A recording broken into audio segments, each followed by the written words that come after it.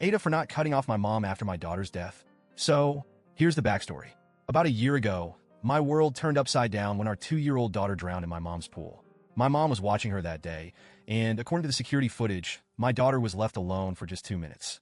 The fire alarm went off inside the house, so my mom rushed inside to check for a potential fire, but it was a false alarm. When she realized and came back outside, my daughter had crawled into the pool and was unresponsive.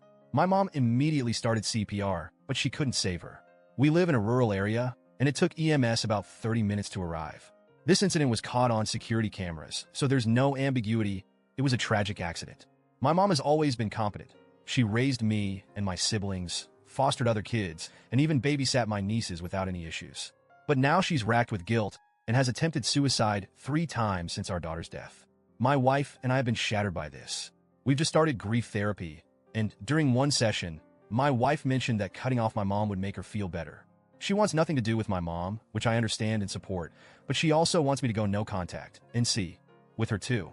I couldn't bring myself to do that. I just don't see it as fair to cut off my mom for something that was a heartbreaking accident. I fully respect my wife's decision to avoid my mom, but I haven't pushed her to reconnect, and I'm not asking her to change her stance. Things blew up last night when my wife saw me shopping online for a birthday gift for my mom. She got really upset, and it turned into another argument about cutting her off. I explained, again, why I couldn't do it, despite understanding her pain. My wife feels betrayed, saying that by staying in touch with my mom, I'm betraying her and our late daughter. She gave me an ultimatum. Either I cut my mom off, or she would file for divorce. She said, it's me or her.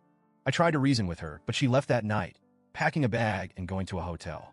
I don't want to lose my wife, but I also can't abandon my mom, who's drowning in guilt and remorse. Legally and in my heart, I don't believe my mom did anything wrong. She's also suffering from the trauma of this accident.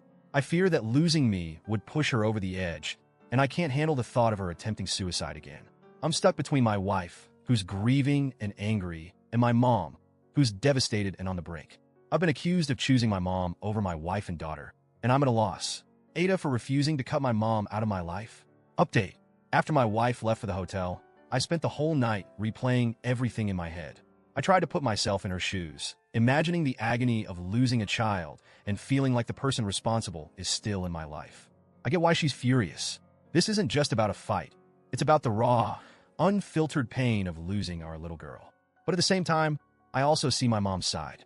She's not some careless person who shrugged off her duties. She's a loving grandmother who made a split-second decision to check on what she thought was an immediate danger, a fire alarm. She didn't leave my daughter alone to scroll on her phone or take a call. It was instinct. And now, that instinct haunts her every day. My wife has isolated herself since our daughter died. She's pulled away from everyone, including me, and I don't blame her. I've been trying to give her space, while also trying to keep my family from falling apart. But now, it's clear she's drawing a line in the sand, and I'm scared she won't step back over it. In therapy, my wife said that when she looks at my mom, all she sees is the woman who let our daughter drown. She doesn't see the loving grandma who baked cookies, played dress-up, or was always there for us. And honestly, I get that. The accident overshadowed everything. But what do? My mom's been there for me my entire life. She's always been my rock, and now she's completely shattered. She's living in her own personal hell, and I'm one of the few people keeping her going. She stopped eating, lost a ton of weight, and even the slightest mention of our daughter sends her into a breakdown. I know my wife is suffering, but my mom is too, in her own devastating way. Cutting her off feels like I'd be condemning her for something she already can't forgive herself for. She's paying for that mistake every single day.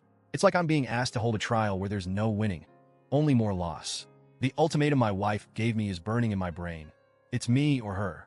The thought of losing my wife terrifies me. But abandoning my mom could destroy her completely, and honestly, I don't think I could live with that either. Since my wife left, I've been trying to reach out, but she's not answering my calls. She's made it clear that if I don't choose, she'll make the choice for me. I feel paralyzed by the weight of this decision. My therapist says I need to set boundaries, but how do you set boundaries with grief? How do you tell your heart to stop loving your mom because of a tragic accident, or stop loving your wife because she's in unimaginable pain? I keep replaying the what-ifs over and over. What if I had told my mom not to take her eyes off our daughter, no matter what? What if the fire alarm hadn't gone off? What if I could convince my wife that my mom didn't do this on purpose, that she's punishing herself enough already? This is eating me alive. I don't want to lose my wife, and I don't want to push my mom over the edge. My family is broken, and I don't know how to fix it. I've read every message, every word of advice people have given, and it's like trying to navigate a storm without a compass. I feel like no matter what I do, I'm going to lose someone I love. So, Reddit, am I the asshole for not cutting off my mom? Or am I just a son trying to keep his family from crumbling even more than it already has?